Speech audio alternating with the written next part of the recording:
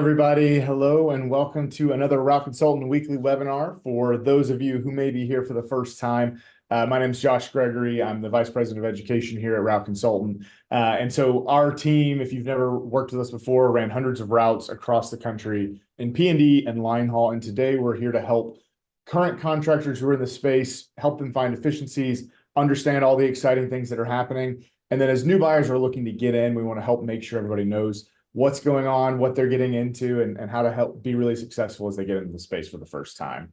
For all of our regular attendees, welcome back. We always are happy to have you here. And again, whether you're brand new or you've been in the space for a long time, we always want these webinars to be a place where you can come and learn and ask questions and find ways for us to grow together as a community. Now, before I go too much farther, I do have a quick disclaimer to read as I do every week. So Route Consultant is not endorsed by and is not recommended by Federal Express Corporation, FedEx Ground, or Amazon. Route Consultant is not sponsored by, is not approved by, is not associated with, and has no connection whatsoever with Federal Express Corporation, FedEx Ground, or Amazon. Now, that being said, we do want to make sure that this is a place where you can learn about all of those industries and companies. So if you do have questions today while we're going to have time at the end for Q&A, and we'll answer whatever questions you have, whether it's what we talk about today or anything about the space. My ask, though, is when we get to the Q&A, make sure you put your questions in the bottom. There's a little button at the bottom of the window. If you want us to see those questions, make sure you put them there. If you raise your hand or if you put it in the chat, we might miss it. So if you want your questions answered, put it in the Q&A, and then you can be typing those in while we're talking, and we'll make sure to come back to them at the end of today. Now, for today, I do have a treat. I want to introduce you all to two faces that some of you already know really well. And if you don't know them, you're going to get to meet them today and hear a lot more from them over the coming weeks and months. So Amy and Dave Byers are a longtime set of FedEx contractors with a wealth of knowledge and experience that we wanted to bring to all of you. So Dave and Amy, I see you there. Why don't you go ahead and say hi to everybody and we'll get started. Hi, everybody. Hi. Amy Byers with Slicker Trucking. I'm Dave Byers with Slicker Trucking as well. Perfect. So when did, before, if you think back, before you ever got started, how did you even first hear about FedEx? So I went to Ohio State for college and majored in animal science. And when I was in college, I needed a college job to pay rent. So I just applied all over the place, and I just happened to apply at this place called FedEx Ground in Columbus. So I started as a package handler and really liked it, enjoyed what we did. And then they promoted me to a yard switcher, which backs the trailers into the unload and to the docks. And then from there, opportunities opened up in Cleveland, and I moved to Cleveland and was a route driver for a year, and then ended up purchasing my first route shortly after. And for everybody who's on, who are kind of trying to understand what this looks like from the ground level, Dave has done every role from the bottom up, and so has a really unique insight into how this space has moved and transformed over the years. So you started as package handler, now you worked your way to an opportunity. Just can you kind of help everybody understand? I know that it's been a pretty significant journey from there to where you are today. So if you guys just kind of walk us through what that's been like. So I can just jump in. When Dave first started, one van, one man, that's what we used to say. We used to change oil in our garage, right? Just trying to save every penny. We owned zip codes back then, or cities. And you had a pallet, you scanned all your boxes. There were no package handlers, those kind of package handlers. So it was very different. No compliance. No, it was kind of cash business, kind of like, owning any other type of cash business.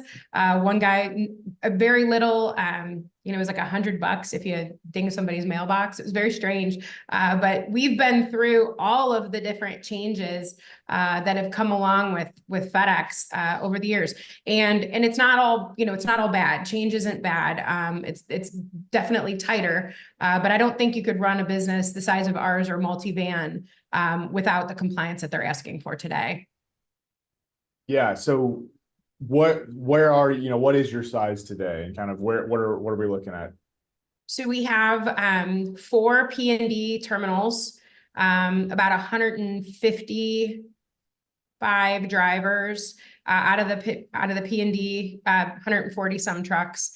And then we have on the other side, we do have 40 line haul trucks and a team of drivers there. But we have 4 different contracts in Ohio, Northeast Ohio. So they're all about 45 minutes to an hour away from each other. Got it. So P&D and line haul, and I know you started in P&D. What was kind of the journey and thought process as you looked to add line haul to your P&D business?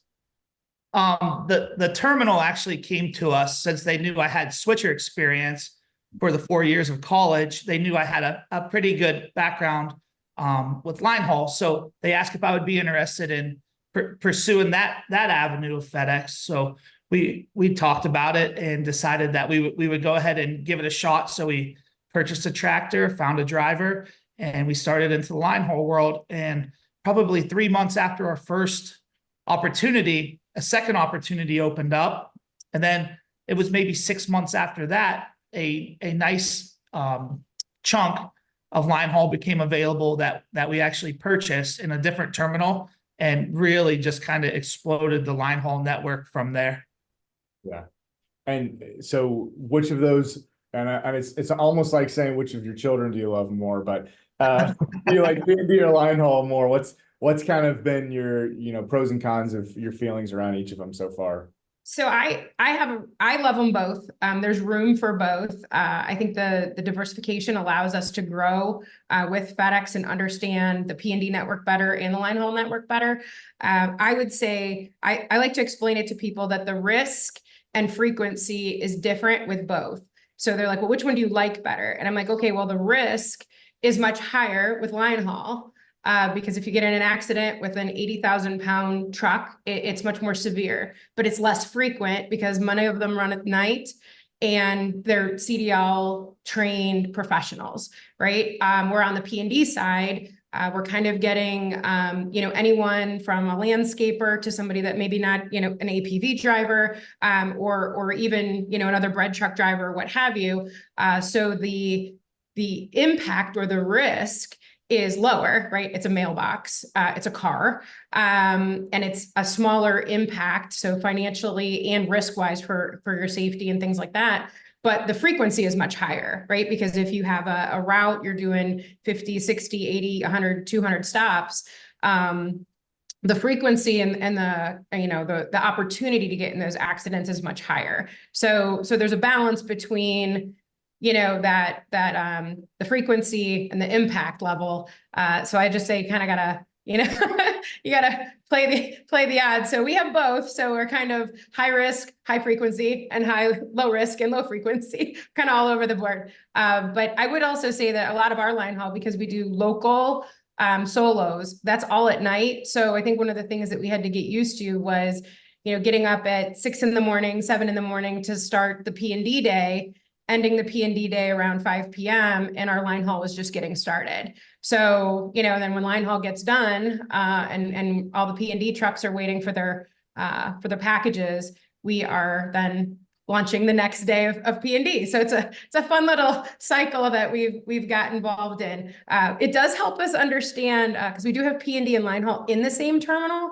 So it has been beneficial, when we know that the trailers are there, or if a trailer is late, how it impacts the P&D driver so severely, because it's impacting our staff as well. If there's a breakdown or a late trailer, or FedEx dispatch is late out of the hub, we feel the direct impact of that. So it's given us a really nice understanding. Yeah. I think that perspective you guys have of having kind of a full integration stack of all of the FedEx things and a couple of the other things I know you guys have added on as well it's really important, because not only does it mean that you guys have tasted all of the good and the bad of the FedEx network, but you also kind of see the way things work and don't work, and the reasons that they don't work and do work. And I think that's really important, because I talk to contractors all the time who see what do and don't work at their individual set of routes. And there's more, there's a lot of other things that go into why things break and why they don't in this overarching FedEx network. And I think the perspective you guys have of you've kind of seen every step of this FedEx journey and have a really high level view now across, multiple locations and multiple lines of business that I think is a really important perspective here as we're talking about how do we continue to improve this network for everyone. Yeah, and I think that's a great point. And we hear this a lot on some of the FedEx groups, and when we go to conferences that people ask, well, how did you do this? Because the terminal managers and the terminal staff do run their individual terminals differently. We even see that being in the same district with the same kind of overarching FedEx management at a corporate level and even a BDS level, that the individual terminals roll things out differently. So it gives us a perspective of what some of the other terminals and what the other contractors are going through when they hear the kind of interpretation of some of the new FedEx guidelines, and they were interpreted differently at a different terminal. So the sense of community is so important so that we can come together and we can see in our 4 individual FedEx terminals, we can see like, you guys are all handling this differently. And I can go to BDS and say, what does the contract say? What are we really looking at here? And we can digest that and share it with the community, as well as help, some of the other people that we hear on some of these Facebook sites. And like I said, when people grab us at the route consultant and they're like, hey, how did you guys do this? And, and what did it look like? And how does it feel? And how did you work around it? It's nice because we do get to kind of, like you said, break things, fix things, and learn. Yeah, and the terminal level differences are so important. We'll get into a little bit more. I saw a Q&A come on it, so we'll talk more about that later in the Q&A. But you're so right. Sometimes we kind of refer to it as like they're almost princes of their own little kingdoms, and Right. some overarching directive that comes from FedEx, and there's a lot of gray that you see different terminal managers interpret differently. And you're right. That's where the more that we can come together as a community and talk about the different gray areas we see and really try to find what's, the real black and white, and the way that you can navigate those gray areas and still be successful is how, we all benefit. And ultimately FedEx does as well. Like at the end of the day, no matter how much muddy waters that they sometimes create in this model, they need us to be successful for them to be successful.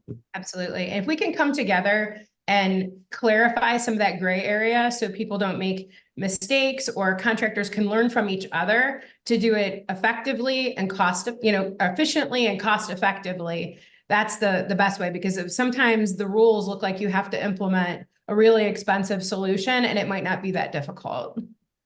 100%. So I know it might be hard to think about, but if you could think across your journey, as we've got all these people who are thinking about getting in for the first time or how they expand, is there anything that you wish you would have done differently in that kind of journey of growth? The way that I came through and with the steps, it was kind of like the stepping stones. But maybe for someone that gets in now to a bigger scaled size, I know we've found a lot of success with like our PEO and their guidance that they've helped us with versus doing payroll on our own, which we used to do. It took us a while to trust them. Yeah. To go there and just lean in kind of 100%. We kind of baby stepped it. But yeah, their HR help is absolutely, because we're still a small business, even though we have a lot of employees, we're still small. So it's nice to have their support with all kinds of the labor laws and payroll and HR. Yep. It's helped us a ton. Yeah. So I think, from anything we could change, I think even the stuff that we did wrong or got it wrong, or, we leaned into an opportunity with contingency, we were going to sign and we ended up walking away. We've been through kind of all these different things, and I think each one of these steps in our journey has led us to where we are now, and better understanding of how to run our business individually from what FedEx expects, while meeting those needs, while meeting those contractual obligations, and while layering in kind of best practices to become, to have the Slicker brand and the Slicker culture that we've created. So I don't know if we would change anything if we could start over, because now we have that kind of firsthand knowledge. It wasn't always pretty, but we do have that firsthand knowledge. I mean, we got in, we implemented Lytics before Lytics was a requirement. We implemented Ground Cloud before Ground Cloud was the tool. We did contingency before it was even kind of a bug. We've even done line haul contingency, which is crazy. But we've even done that. So we kind of try it. It's kind of where we are with custom critical, right? We just jumped into that and we're loving it. Took us a little bit to get our walk-in legs, and now we're up and running and we love it. So I think every step of our journey has taken us closer to a better understanding. So I don't know if we would change anything, but definitely learning is key. And honestly, I think the biggest ways that people benefit is because you've made mistakes and learned from them. So if, as everybody's trying to figure out their way in the space, you get the benefit of kind of saying, hey, we've tried everything and some works, some doesn't. We can tell you what does and what doesn't. Correct. So, if you think back over your years of being in this space, is there anything you'd point to as kind of the biggest positive surprise, or it could be negative surprise that you've kind of experienced over the years as you think back on, the good and the bad? Ooh. For us, probably that Ground HD merger, that was tough. We had to get together and with our counterparts that we've been kind of verse each other all these years. We're delivering the residential because we were mainly home delivery, and now all of a sudden we have to become Ground. So we had to get with them, work with them, trade areas. Agree. That was tough. Value it. Draw literal lines in the sand. And try to make where the growth was. Ground was kind of flat, and home delivery was kind of where it was at, and we owned where it was at. So in our areas it was tough. It was a tough conversation to have, right? Because businesses weren't building new businesses, but they were building new neighborhoods. So here for 7 years we owned this kind of gravy train HD world, no pickups, very little appointments, very few businesses, no ICs for the most part, because that was pre-Wayfair and all the fun things that come along with that. So it was like small boxes, shoebox sizes. Chewy wasn't even a thing at the time. So we kind of had this easy street and all this growth that we were looking forward to. And then FedEx says, okay, now you got to split it down the middle and give half the growth to these guys. And you're going to take all their, at the time, what we would consider garbage, right? And it was new. And we're like, wait a second, we built our whole life working for this. And now, we have to change. But it actually ended up being great. Learning the businesses, we were fortunate that in a lot of our areas, it was industrial, and they were building. So we did get a lot of good business routes out of it. And the HD has just continued to explode. So, we're very fortunate in that way. Yeah. And I think honestly, a lot of the people who had to go through the excitement of the integration between home and ground are going to be better off as we start to see models changing and adapting around express. And I think having to understand how you have to change trucks and change your routing and think through how those changes happen keeps you flexible and on your toes. And you can at least say, yes, I've done something kind of like this before. Everything's new. It's always something different, but being through change, when you've gone through change, you're more likely to be able to handle whatever that next change is. Yeah. And we still have one terminal that's 7 days, and we have another terminal that is fully express integrated, and another one that's going to be moving towards that around peak. So, again, I don't know if it's fortunate or just plays into our, first adopter type model that we've kind of been part of, but we are, very fortunate to be in that kind of early adopter stage where we get to, experience kind of those headaches, the hiccups, and learn and then be able to share information like that. Yeah. Fortunate for everybody else. We'll run through those barriers first. Yeah. Correct. So as you kind of think about the way the space stands today, what would you kind of point out are some of the characteristics that you really need to be successful? Maybe it's the same for P&D and line haul, or maybe they're different in terms of what you see in good operators. I think it's the same. I think that, that those same kind of operator characteristics. I think Dave and I talked about this. We both agreed on flexible and willing. Yeah, Yeah, if you have a willingness to kind of jump into it and hit it head on and just help work through all the issues that happen, whether it's the financial side, the logistical side, whatever that looks like. The terminal's been real receptive on the express side and working with us and trying to help us figure it out, because we're kind of figuring it out for the network by these smaller terminals getting started in it. So it's gonna be good for everyone, and I think it's gonna really evolve into something that's gonna be really cool. Yeah, and I think on line haul and P&D, I think we use the term, and you'll hear me talk about it a lot, is leaning into the change, leaning into compliance, leaning into audit. I think the contractors that are have these good characteristics are ones that are like, listen, man, this is the world we live in today, and this is the sandbox I chose to play in, and this is kind of it. I liken it to, a farmer complaining in a dry season, right? Like, hey man, you chose to be a farmer and the rain didn't come this year. So things are going to get a little tough and things are going to get a little scratchy, but you don't throw away the keys to the farm. So that's kind of where we are. And if you lean in, it's not always going to be pretty. It's not always going to be great, but if you lean into the compliance rather than, kind of put your feet in the sand and just say, no, I'm not going to do this. And I'm going to, kind of stand my ground and fight it the whole way. It's not going to be easy.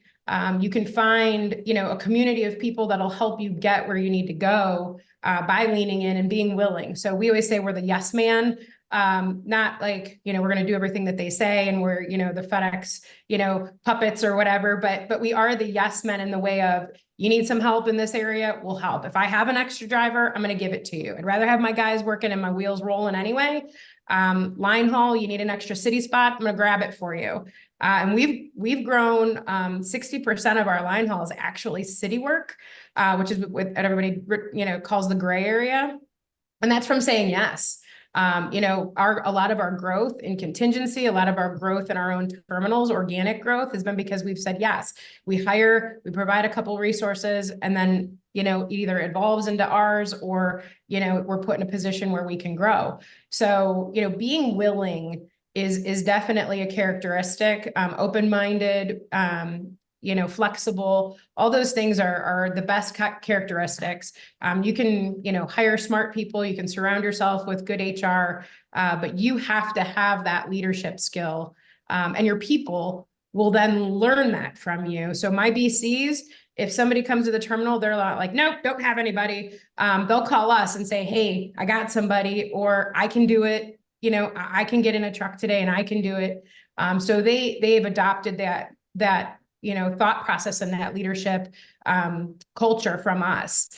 So I think that would probably be, if I had to say what the, strong characteristics would be, it's more of a personality trait characteristic rather than you need to be good with math. You need to have, more of a less than a skill set and more of a true, characteristic of a person.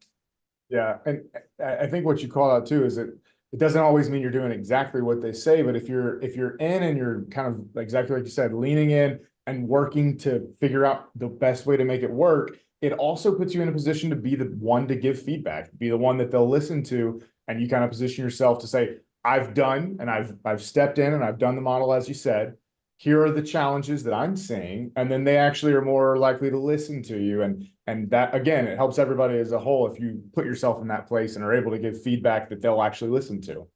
Earning a seat at the table is definitely something that Dave has really focused on since he was a one man, one van contractor. He's always said, I'm going to earn a seat at the table. I'm going to be valuable. I'm not going to be the contractor in the room that is just attacking the next new safety thing or the next new meeting. I'm not going to be all about the finances in a public setting. I'm going to, kind of bite my tongue. I'm going to, interject when I need to, contribute when I need to, ask questions when I think it's valuable. But earning that seat at the table, and I think that we have, we've been involved in a lot of express conversations that are going to help shape the network, which is really exciting for us. And it benefits us. It benefits you. Dave also talks about, us servicing the contract here, and helping with contingency. I know there was always like a bug about, contingency stealing money from one person and putting it in someone else's pocket. It's really protecting the volume. If you have 1,000 boxes sitting on the dock, that customer is going to walk away. And guess what? We're in Ohio, people in Washington State are going to lose their contract if we lose a big shipper.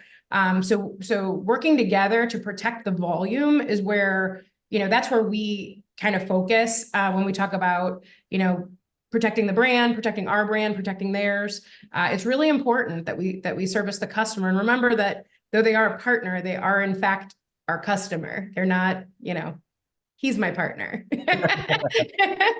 FedEx is my customer. But it's a very fuzzy line. So I think but it has earned us a seat at the table, and you're exactly right. Yeah. Perfect. So, I think that hits a lot of kind of your intro and backstory that I wanted everybody to know. And some of these topics we're going to talk a lot more about at the expo. So, when it comes to the expo, you guys have been, a bunch of years in a row. What's your favorite thing about the expo for people who have never been before? I think mine is the networking. You meet people from different scenarios that run their business a completely different way. And even though we don't do it that way, it's still very cool to hear how they do it, why they do it, and kind of compare it to how we do things to see if it's something that maybe we could look into, consider. We've talked everything down to scanner vendors and why someone uses a certain brand of scanner versus what we do, and the pros and cons of that. So it's really cool to help us evolve, and maybe we give a little insight to help someone else evolve as well.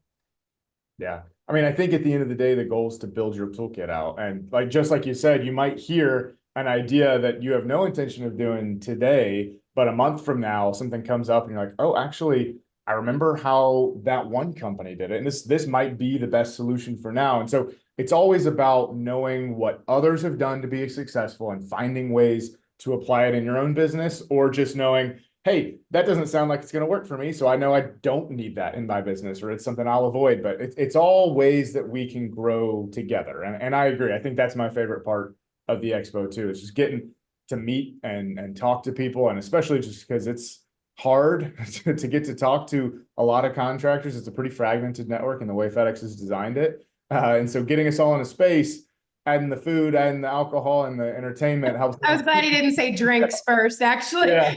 I know you were waiting for it. Like, what's your favorite part? It doesn't hurt, right? Yeah, I think one of the things I'll add on to the networking piece is the sense of community, true community, where I think the Route Consultant Expo, over the years that we've been since the very, very first in Tennessee, I think the most important thing is it softened the word competitor. And I think that there was a while where the contractors saw each other in the terminal as competitors. We all own our own zip codes. We all own our territory. I think the only thing we're fighting for is probably people, right? Employees, because you got your boxes, you got your stuff, you got your trucks. Everybody's getting good rates. If you're running a good business, so you have your own rates, you have everything that's in, independent of your own business. So I think that the Route Consultant community has really softened that word competitor and allowed us to kind of humble ourselves to learn from each other. And I think it's really fantastic. It's something, that I've always looked to Spencer when he started this. And, that's why Dave and I are so excited to jump in and get involved now. The word proprietary, we have best practices, we have things that we've created, and we're super excited to share everything. Because again, if we help another company service their customer better, and we protect the volume and the volume grows, then we're all better for it, man. It's just, we're better together. So I think that that's probably one of the other things that I really enjoy about the whole experience with Route Consultant. Perfect. Yeah. And like I said before, if anyone has never been to the expo, it's completely free to attend. This is something where we'll provide all of the information, the sessions, the food, the drink. Hopefully we'll see you there. It's in a little over a month in Dallas, and you'll get to hear plenty more from Dave and Amy at that expo. So if you haven't signed up for it, we do have, you can sign up and register right now, completely free. The only thing is the hotel rooms will book out. So if you haven't booked that, I'd go ahead and try to lock in the discounted rate. Now, We will get to Q&A in just a second. I already see a bunch that are really good questions in here. If you have any more, you can go ahead and type those in while I'm going to quickly read the new listings for the week. And then we'll jump into the Q&A. So 5 new listings this week. The first one is out of Michigan. It is 15 P&D routes at 1.35 million. This one's got 17 employees, 3 managers. It's a really low mileage operation with some newer vehicles. So if you're looking in the Michigan area, we got that new one. We've also got one out of New Hampshire. It's 10 routes at $400,000. This one's got 11 employees and a manager. And again, another low mileage operation with some spare vehicles as well. Next one's out of Ohio. This is 7 P&D routes at $500,000. It's got 9 employees, a manager, really profitable business with some spare trucks as well. So if you're looking again in Ohio, so we've got Michigan, New Hampshire, and Ohio. Last one on the P&D side is out of Indiana. It's 7 P&D routes at $750,000, 8 employees and a manager, along with, again, some spare trucks, and the manager is full-time. So those are our 4 P&D listings: Indiana, Ohio, Michigan, and New Hampshire. If you're interested in any of those, reach out. We can give you all the details. The last one is a line haul listing. It's 3 runs at $450,000, and it's out of Central Tennessee. This has 3 employees. They're all solos, and the tractors are included as well. So if you're interested in getting to line haul, it might be a low price point line haul opportunity in Middle Tennessee. So I mentioned the expo already. The only other event that I want to just highlight is we'll actually be in Memphis, July 17th, I believe. It's very soon. It's on our website. It's also free to attend. That's really just a networking opportunity for those in the area. So if you're in the Memphis area, that is something we'll have the link right there in the chat for if you want to register for that for any contractors or investors in the area. Okay. So let's get to this Q&A. The first one we've got here is from Aaron. So the question came in about, when you're talking about terminals, how they can each be, a little bit different and how terminal managers handle things. Can you give an example for somebody who hasn't seen this interaction work in terms of how one terminal could say one thing and another could say something slightly different? You want me to so actually just recently, so we have the 4 terminals, and they're starting the PUD photographs and the names registration for the drivers, right? For them to take a picture of themselves and give them names and sign the authorization for the communication to the customers. One terminal set up like a photo booth with a backdrop and mandated it as you walked through the door. So this was before we even had a chance to kind of set our precedent and set our policy with all of our team members. And they're like, no way, I'm not doing it. I'm a single mom. I'm not doing it. They said I'm going to lose my job. And I'm like, right. So, and this hit me like on a Saturday morning. Dave and I were actually on vacation. And we're like, what is going on? I had 2 other terminals that silent. Completely silent. We're not rolling it out yet. I called, what's going on? You guys aren't rolling this. Then I had another guy at another terminal that was going truck to truck, taking pictures against the white background of the truck. So it was like a Saturday hornet's nest because we had not rolled this out. We had talked about it with our executive staff. So if you come to Dallas, you'll hear a little bit about our layers and kind of our layers of management, but we hadn't even discussed this at really an executive staff level as far as rolling it out, what the rules really were, what the contract read, what we're required to do, what the time frame is, et cetera. So I had to literally text every single terminal manager, and I'm like, pause on asking Slicker to do this. Like, if it's required, we will be compliant. We will be compliant. And again, being one of those kind of yes people that we, have earned that respect at some, at our terminals, they backed off, right? They were like, sorry, you're right. Gotcha. So then I communicated that to our managers to kind of temper that, but it was a busy day. Dispatch was late. And then my guys are like, and now you want me to take pictures? I'm like, oh my God, oh my God, oh my God. We're going to have a mass walkout, right? So that is an example of kind of how some of the things, get interpreted. We also have some terminals that do ad hoc reports that are not part of the Spotlight system. They do their own. and they rate and provide us, 85 reports and things like that. And one terminal does it one way and another terminal does it another way, which is not necessarily bad, but it is different. So it's difficult for my management staff to kind of train on best practices when some of the practices are in fact different. So again, not all bad, but definitely different. But it does, again, being that yes person, getting that seat at the table and earning the respect that you're not just gonna, I didn't just balk it. No, I'm not letting you take my picture. I just said, can you pause it and let me wrap my hands around it so that I can explain this to my people in a way that makes sense for us.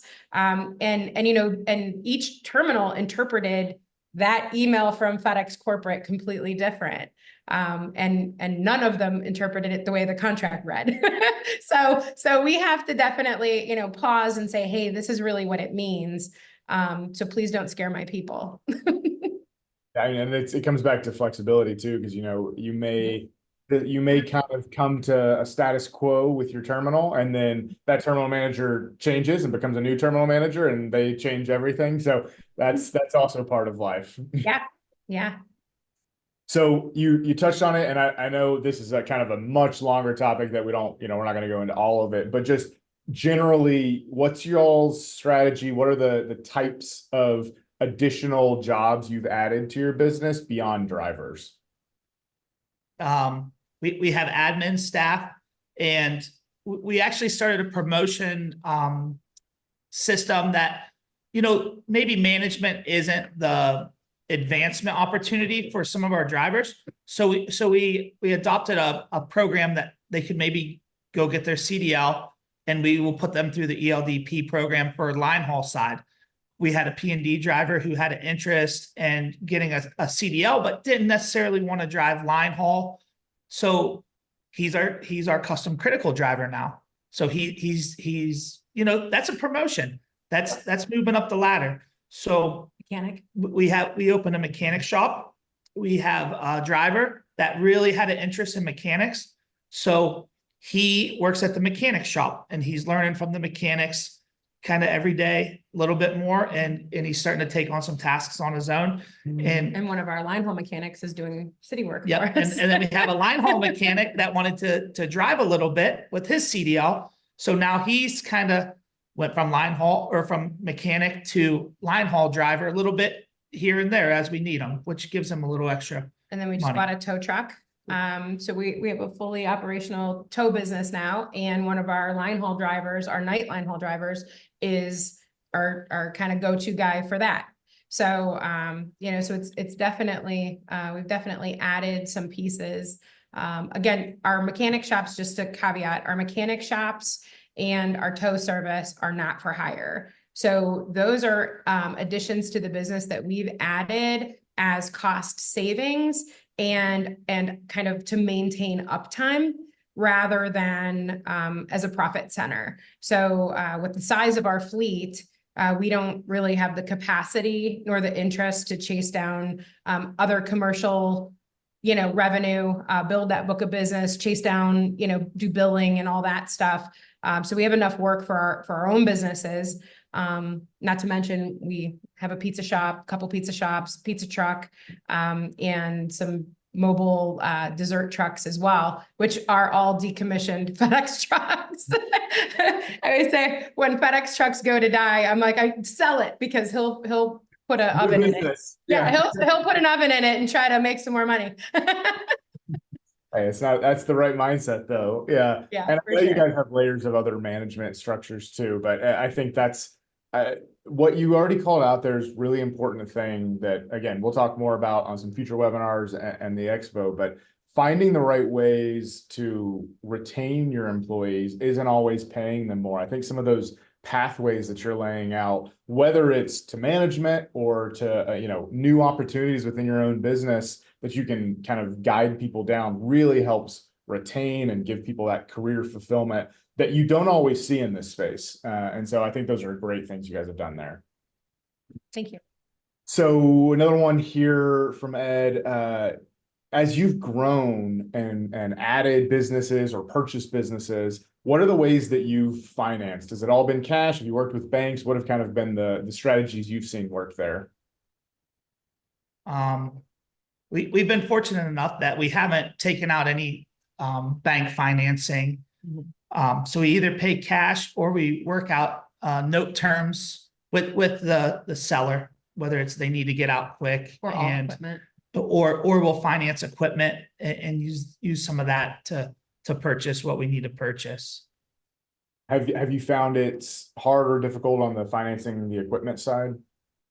No, we have a real good working relationship with our finance guy that does all of our equipment. So he's been real good with us. He understands the FedEx brand, the FedEx market, how it works, and it's been a real good relationship with him.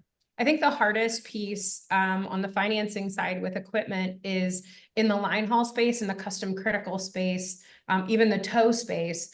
Trucks that are 10 years or older are still very valuable trucks. You know, our tow truck is like a 1998 or something like that. It's a beast, but it's a medium heavy duty. We needed it to tow the semi trucks and the P&D trucks, and new ones were $250,000 set up the way we needed it to. So we had a hard time figuring out how to find a truck that was within that 10-year window where we could do some financing or purchase, you know, or do some cash purchasing. We've been very fortunate to, you know, to purchase, to be in a position to grow and purchase cash in a lot of positions. And a lot of our growth has been organic, fortunately. So we're very thankful for that. But again, that's putting yourself, leaning in, making yourself the yes man, positions you as kind of the go-to person when there's an opportunity to do contingency or to, you know, get into another space. They see that you can do it successfully. They see that you have the capital to grow. You know, so I think that's, you know, we've always been very strict on making payments on time and paying our vendors on time, and it's paid off along the way. You've touched on it a couple of times talking about the shop and the tow truck, but do you have any kind of overarching strategy when it comes to vehicles and vehicle retirement and buying new or running as long as you can? What's worked best for you all over the years? Hodgepodge. So we've tried a couple different things.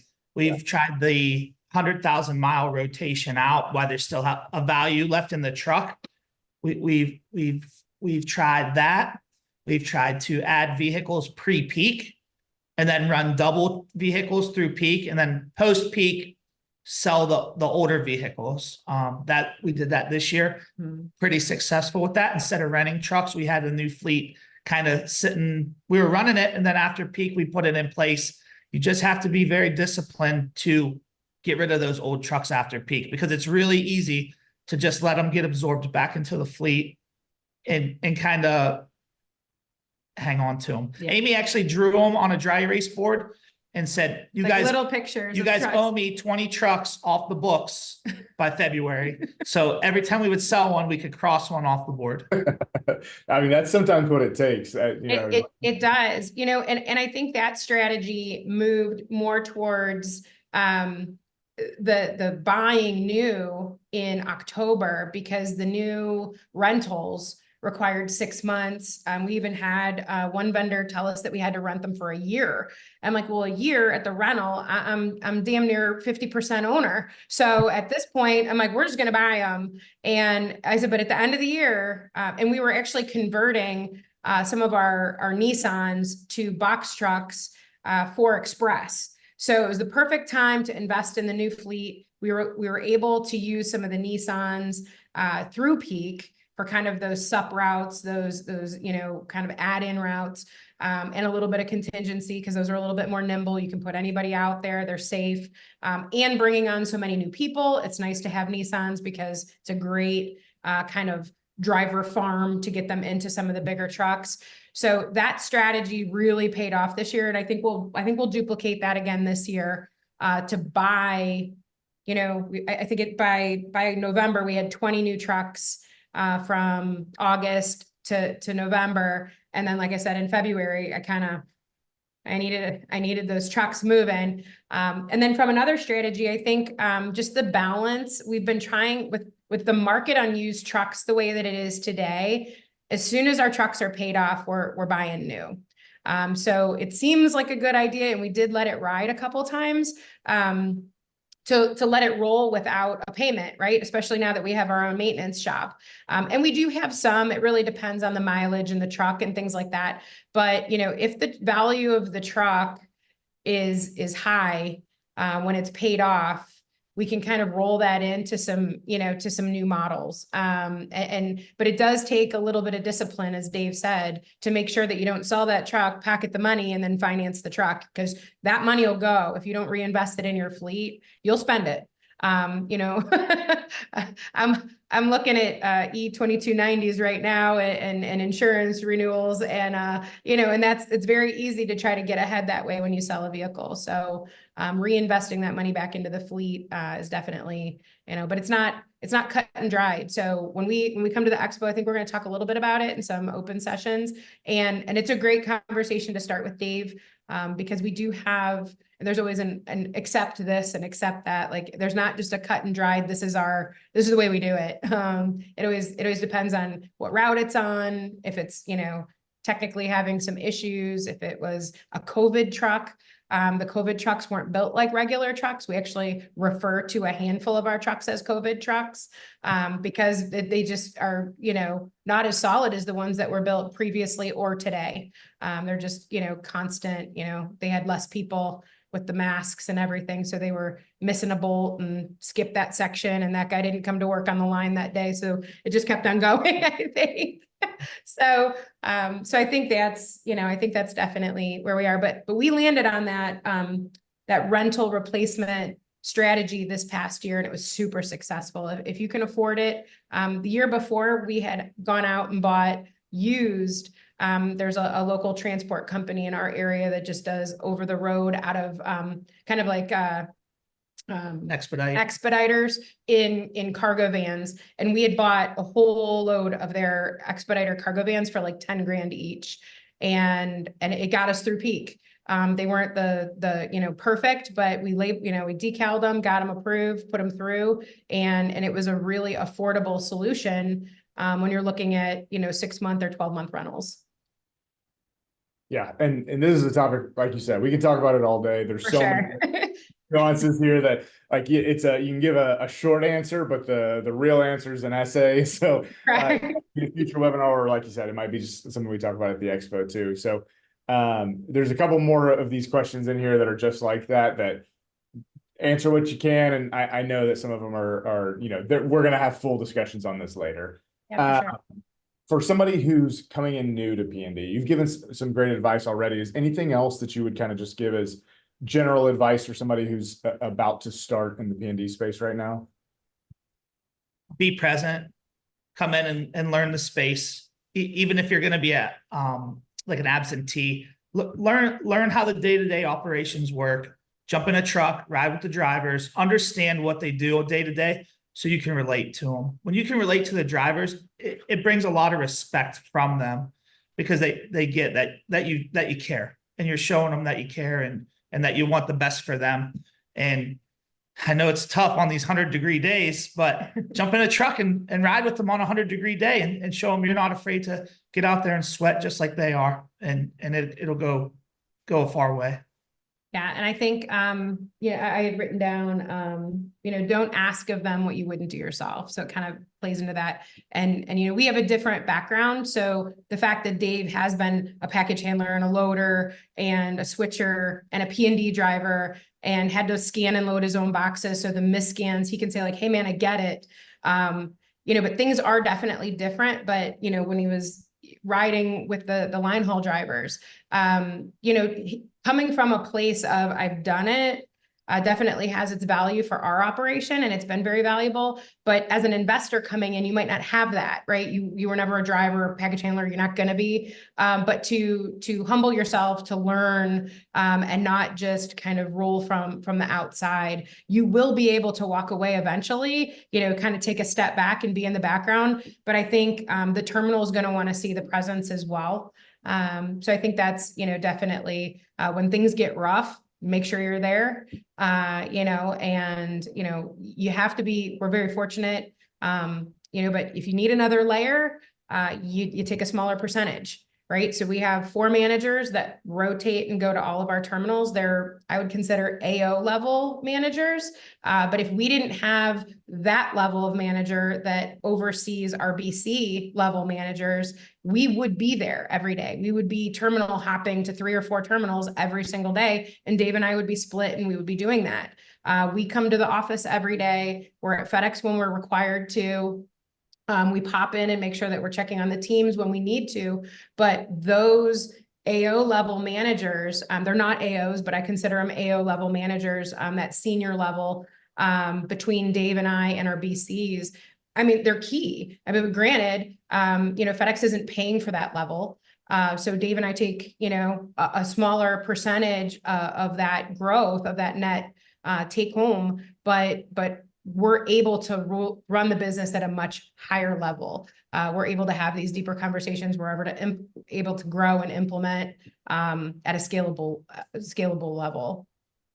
Yeah, I think those are both fantastic advice for somebody. Again, could go individually and forever on each of those topics. Its own topic. Correct. Yeah, 100%. Now I see a couple of these questions. We're not gonna, quickly, Aaron had the asking about what the acronyms are. So AO versus BC, what are those two mean? AO is authorized officer. That's the title I carry. That's the guy that signs on the contract. That I'm the main guy, I guess. BC is business contact. And the business contact is someone that FedEx is allowed to deal with day to day, and that kind of represents the business, from a terminal level. So they deal with both of us at that point, and you can have multiple BCs. I think it was listed at maybe 4 or 5. I'm not sure if you know, Josh, exactly what it is, but you can list so many per terminal.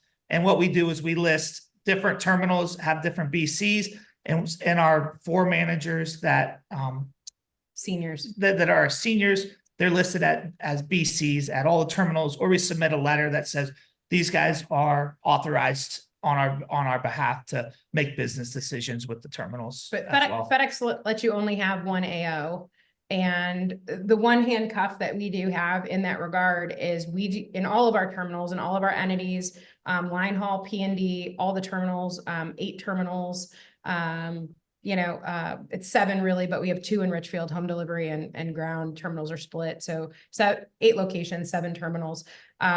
We are one entity. So we have 1 V number in the FedEx network. And so Dave is the only AO. He's the AO of line haul and P&D, but we did not split off. And again, that's another topic altogether as to why we've kept it that way versus how many other contractors have different entities under their one operation. So, but that's the difference between AO. So there's only 1 AO per entity, per contract for FedEx, and then the BCs, you can have multiple, and those are usually your terminal managers, your everyday managers. Perfect. So bunch of other questions here that are longer, people asking about custom critical and metals and metals. and lease versus owning trucks. But just as kind of a last question here, we'll talk, those are all great topics, great questions. We can talk about it. We will talk about it on future webinars and at the expo. So we'll find time for those. We just don't have time today. But I guess just as a quick answer here, how do you in general feel about the Network 2.0 and Express stuff that's happening? I know that is also a huge other conversation, but just a kind of general thought for people who are wondering if it's good or bad. I'm waiting for Network. I'm waiting for 4.0. Well, the best thing about 2.0 that we're seeing right now is that corporate is listening more now than ever. The meetings that we've had as a terminal level, with people from Pittsburgh is impressive. Mm-hmm. And they're listening and they're taking the feedback and going back to Pittsburgh and kind of meshing it. And then they'll have a follow-up meeting a few weeks later about kind of what we bring up and what we talk about and where our struggle points are. We've already seen change. And we've seen the change happen from our already. First meetings. Yeah. So they're listening, and we have to get it right. Well, they have to get it right because, we need to be there. Yeah. It's where the volume is. So if they can figure it out, I mean, you know what your PCAT says, you're getting paid per box. So more boxes is more money. But it comes with its struggles. But to Dave's point, they are in fact listening. They're making changes. They want it to work. They have to have it work. Right. So they're definitely, we're actually in one terminal, we're waiting, it'll be probably 4 or 5 months that they roll out in our next terminal. So we're excited to see kind of what that looks like, but we've already seen so much change. So when I say 4.0, I really am looking forward to it because they are, it's not going to be perfect. They're not going to do it our way. But they are meeting us in, where we are and listening. So it's very, encouraging. Yeah, and I mean, I think the other thing we can say that's positive news is the earnings call yesterday went really well with FedEx. They did really well for their end of year and end of quarter. And so some of the cost savings things they're doing are helping the company. And like, at the end of the day, even if you're not a FedEx investor, if FedEx does well, if they're able to improve their margins, keep the business healthier, that's ultimately going to help us. And hopefully at some point we see some kind of, changes to the contract where it continues to benefit us as they grow too. But it's never a bad thing if we see FedEx doing well in the market. Oh, no, if FedEx was doing terribly and contractors were struggling also, it would be a big problem. And I'm not saying that, getting an earnings call that says that they're doing fantastic while we know there's contractors that are struggling is an easy listen, because it's not. It's a very difficult conversation, and it's going to be in the news, and it's going to be on Facebook, and people are going to be talking about it. They actually made that comment in the 2.0, the last 2.0 meeting, and I was like, ooh, want to talk? Like that's a wow. But I do think that, you want to be part of a company that's doing well. That's where your security lies. To be fair, between FedEx, Ground, Line Haul, P&D, Express, and Custom Critical, you want to talk about having your eggs in one basket. Dave and I, we do. Because we've believed in it.